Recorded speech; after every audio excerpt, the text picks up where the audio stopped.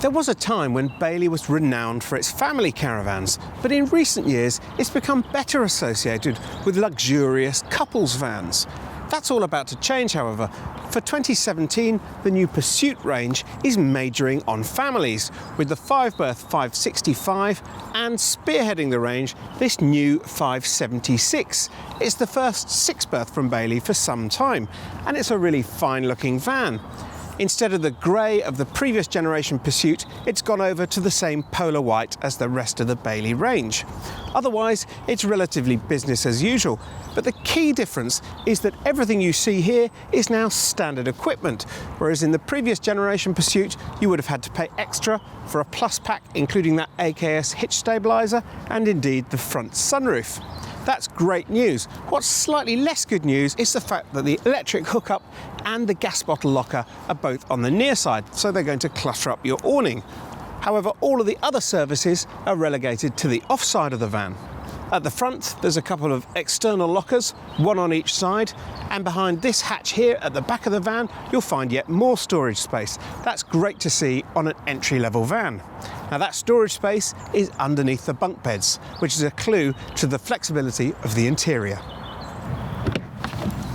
Stepping aboard, this lounge area at the front of the van is where the family are going to congregate, and assuming your kids aren't too large, it's actually plenty spacious enough. You should be able to get 6 people sitting around the table in here, and that table is stored just in front of the lounge in this wardrobe. I have to say that wardrobe doesn't really look big enough for a family of 6's clothing. That said, there is plenty of other storage. There are 2 really large overhead lockers here in a pleasant white finish instead of the usual timber effect, and it's great to see a locker at the front despite the fact that this van has a sunroof fitted. It feels really lovely and bright in here too. These fabrics are pleasantly light, and I really do like these neutral curtains too. They're very attractive. We've got a skylight overhead, that sunroof, and the huge front window, so there's plenty of light flooding in. I really like the front shelf as well. That's a feature of these Bailey Alutech models. And there's a couple of drawers, plus a pull-out table beneath it.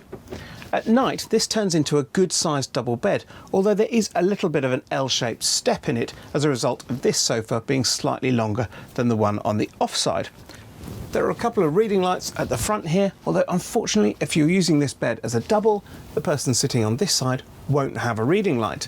That said, they should be fairly comfortable because the double bed is made up using Ozio mattresses for the first time in 2017. Positioning the washroom and the kitchen in the centre of the van here creates a really neat separation between the front, the parents area, and the back, the kids zone, which we'll come to in a minute. And the kitchen area itself is pretty well thought out.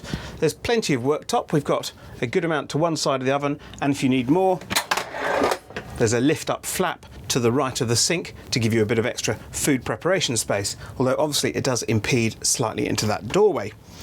The sink and drainer are a rather neat combined unit here with a chopping board too. However, there is one problem with the drainer. If we put it in the most natural position, it might melt on the hob. So Bailey has shortened it slightly so that we can place it hard up against the side of the van there, which does mean it's really quite small. Not something you can say about the sink. This square unit is a good size. It's taken from Bailey's motorhome range.